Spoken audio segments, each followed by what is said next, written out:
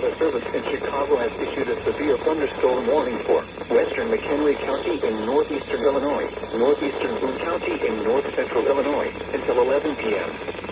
At 10:05 p.m., a severe thunderstorm was located over Capron or near Poplar Grove, moving southeast at 25 miles per hour.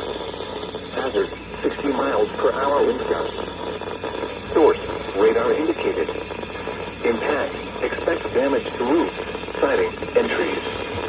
Locations impacted include Woodstock, Harvard, Baringo, Capron, Union, and Kemet. For your protection, move to an interior room on the lowest floor of a building.